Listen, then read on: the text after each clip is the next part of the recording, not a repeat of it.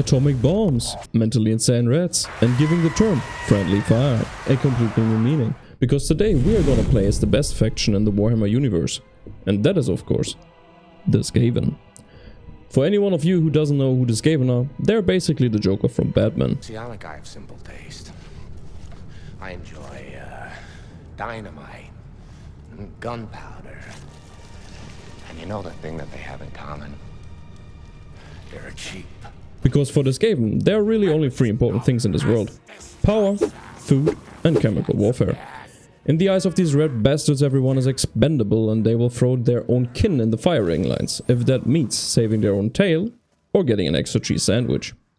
And although these human-sized rats are some of the most devious creatures in Warhammer, they hold a special place in my heart, because we share one common idea. Die! Die! Die! I couldn't have said it better myself. We start our campaign as Claw from Clan Scryer, a very mentally stable being that plays a huge role in Skaven society. For he has built the best, although sometimes a bit unstable, weaponry the Skaven have gotten their hands on. His starting location is Skavenblight, which was built under the ruins of Tylus. And yes, I really do mean under, because this race has a very special building style, called Under Empires. It's basically a city under a city to harvest more food and money. It might also be used for placing tactical nukes under opposing cities. But who am I to judge? Clan Scryer isn't famous for their weapons teams. At this point, even people who aren't playing Warhammer games know the weapons teams of the Skaven. They are basically modern day miniguns, sniper rifles and chemical weapons.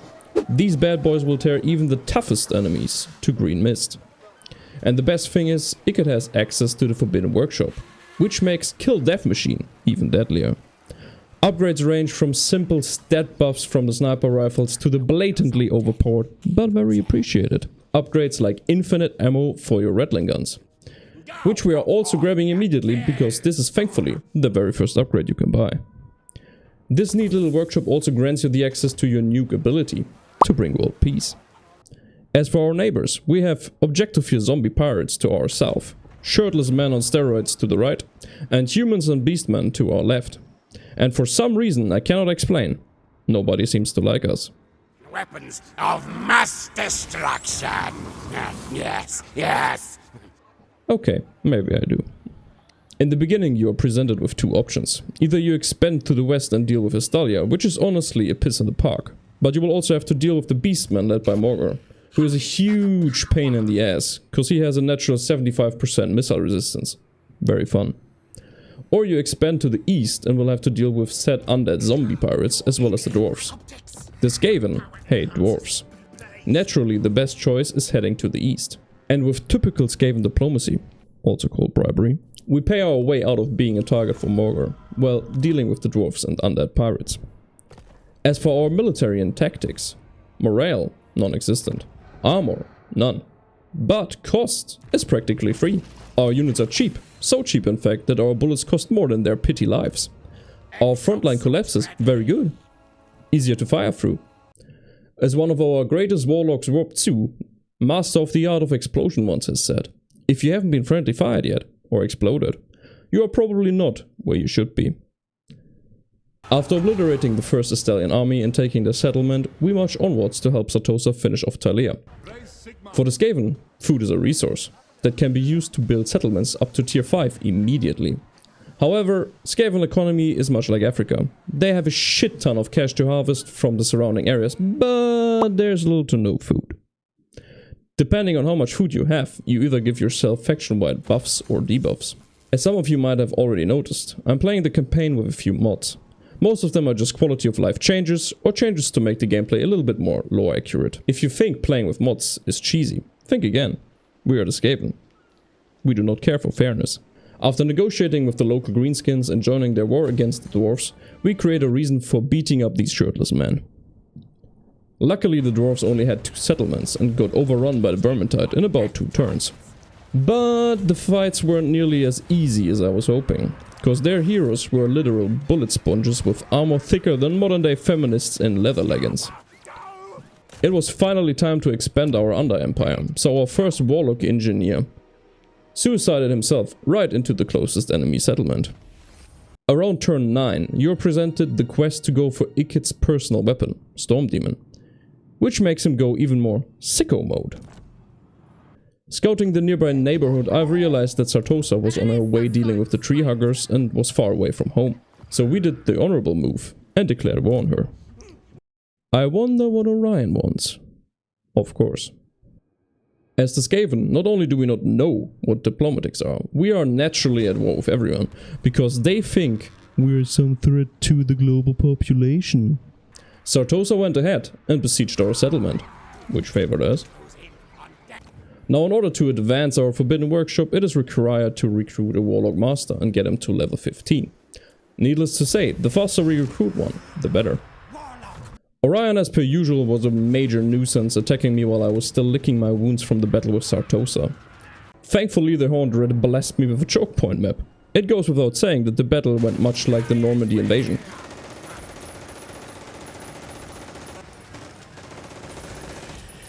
Orion, as one of the tankiest characters in the game, died immediately. Wanting to step up our firepower due to the ongoing war declarations, I've decided to finally grab Ikit's weapon. Ikit has the biggest brain of all rats. Okay.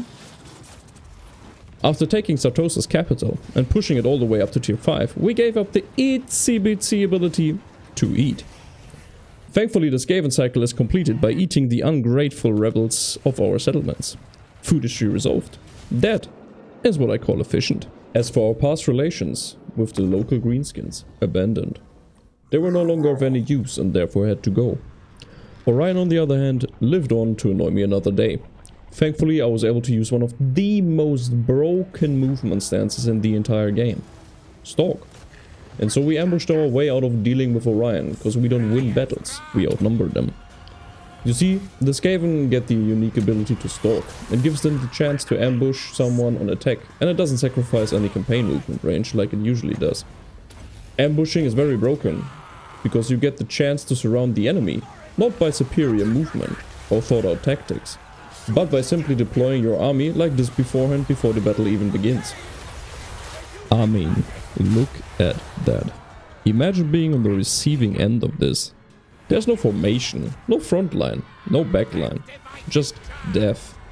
1500 rounds per minute raining down hell on you. And there's literally nothing you can do. Pair this with an absurdly strong lord and abilities, and you got yourself the pinnacle of Skaven kind. Having won this battle, Orion was finally dealt with. I couldn't help but notice our longest war ally gradually becoming more and more useless to our cause. Naturally, we declared war on them. Meanwhile, a literal fucking tree declared war on us. Using Gojo's Limitless to bullshit our way through the mountainside, we made sure Groot is gonna regret his decision.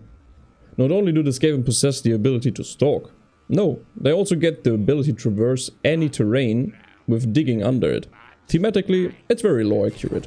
Gameplay-wise, it is a jail-free card for poor army positioning.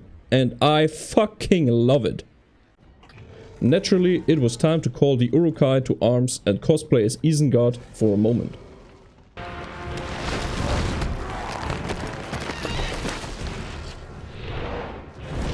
Burn in the fires of industry. The forests will fall. As you can see, the Vermintide was able to secure most of what is needed for us to achieve a short campaign victory. The two remaining settlements were held by the gunpowder sniffing, horseback riding French. And as we have learned by history, the French are notoriously known for giving up and running away. Which is not a problem, as long as our bullets fly faster than they can run. Obviously, we could go on and bring the rest of the world peace as well. But since there are so many more great Skaven clans to play, and even other factions, that is a topic for another video. But don't forget, they're always watching from the shadows.